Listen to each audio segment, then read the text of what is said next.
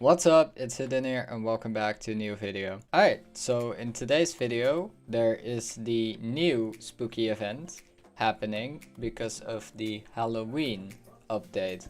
Since in real life it is Halloween currently, October, yay, but that's not really what we're here for.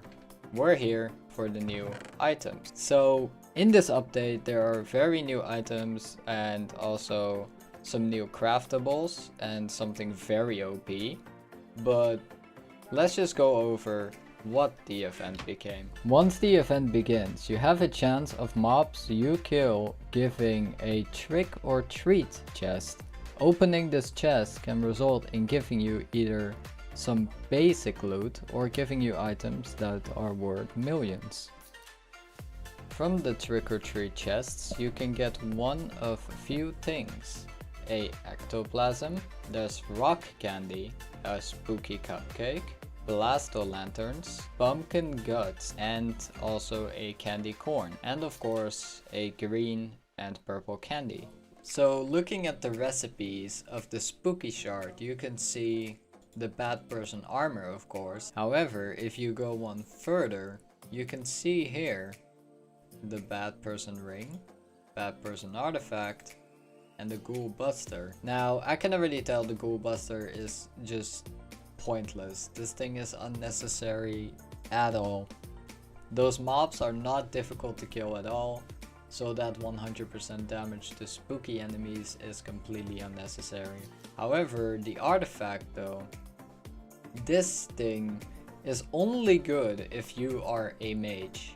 If you do not have a mage, then I wouldn't recommend using this, but it's not specifically for dungeons, but still. This is like 30 million currently on the auction house and it's only a rare accessory, so apart from being a mage, I wouldn't go for it. The ring, however, is currently going for 5 million, but still it's unnecessary really. So I'd stick with the talisman just for a simple boost. Moving on, we have the ectoplasm and pumpkin guts.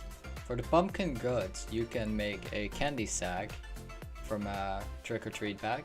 So I don't know if this is necessary really. The candy bag has enough space for one event. So yeah, this is unnecessary really. But if you want to be rich and do this, sure, go ahead. Next up, there is the Blasto Lantern recipe, which you can craft with one pumpkin gut and a circle of green candy. Then there's the pumpkin launcher, which you can get with pumpkin guts, ectoplasms, and a stack of Blasto lanterns in the middle. The pumpkin launcher is basically the same as a snow blaster. You open it, you put blasto lanterns in it, and then you shoot them.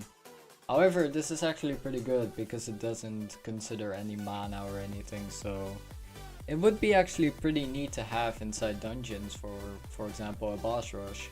Next up, we have the rock candy, candy corn, and spooky cupcake. Going on to a quick one is the spooky cupcake, which is a pet item. If you put it on a pet, it gives you 30 more strength and it gives you 20 speed. Next up is the candy corn. The candy corn is a reforged stone you can put on armor pieces, and if you put it, it will cost you a certain amount of money. However, the things it gives are not really that great. However, the candy bonus is actually really good, which will increase the chances to find candy during the festival by 1%. So if you put this on all of your armor pieces, you have 4% more chance on getting candies, which is actually pretty good. Then there's the reforged stone rock candy, which you can put on accessories to give it the sweet reforgement. And if you put sweet on the talisman, it gives them health, defense, and speed. So if you are a tank, this would actually be a really helpful one. However, getting a lot of rock candies isn't really necessary. I'd rather go for shiny. Next up are the new special spooky mobs for the spooky festival. The ones that spawn only during the spooky festival and can be found in certain places or got inside a trick-or-treat chest. The first mob is called a riot. It is a moving, floating head and it will attack you. It doesn't really have anything apart from that, so it's not really unique. The next thing on the list is called the Baddie Witch. The witch can only be found inside trick-or-treat chests, and when she spawns, she will start to shoot bats at you. So it's not really a special mob.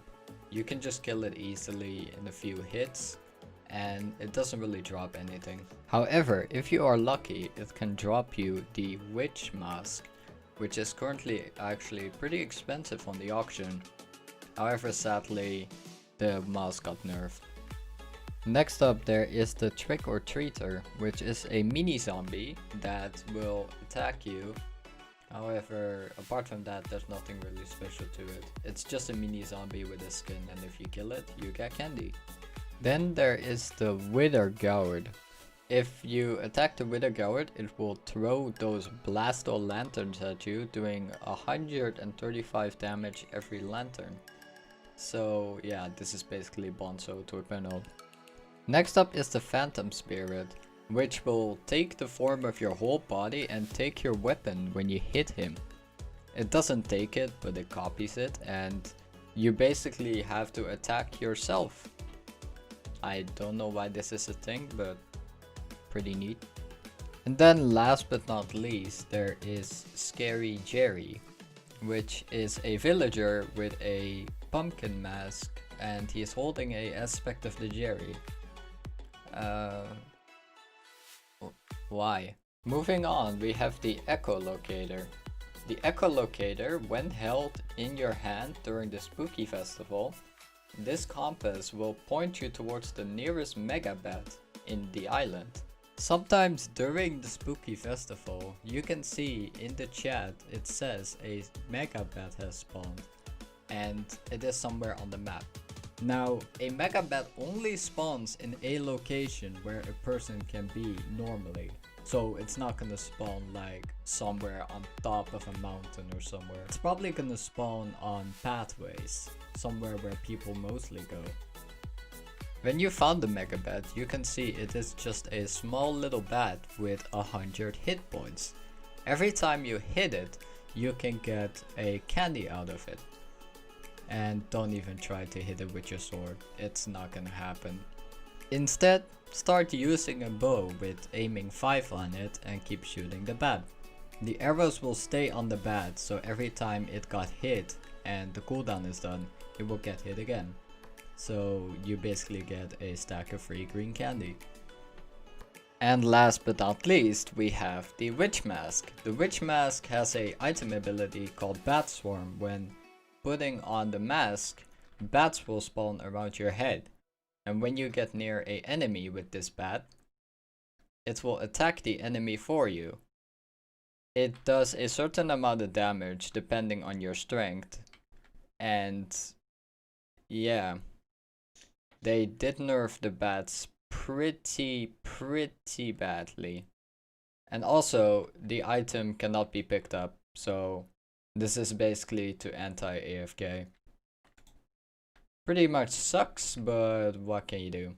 And you can also, with a vampire mask and the witch and 8 ectoplasms, make the vampire witch mask, which will combine both of the abilities in one. And also do a little more damage for the bats. But apart from that, that's all. So yeah, thank you guys so much for watching this video. If you liked it, please leave a like, subscribe if you're new. I'm gonna do a lot more of these tutorials, videos, funny moments, whatever you like. And yeah, that's about it. See ya.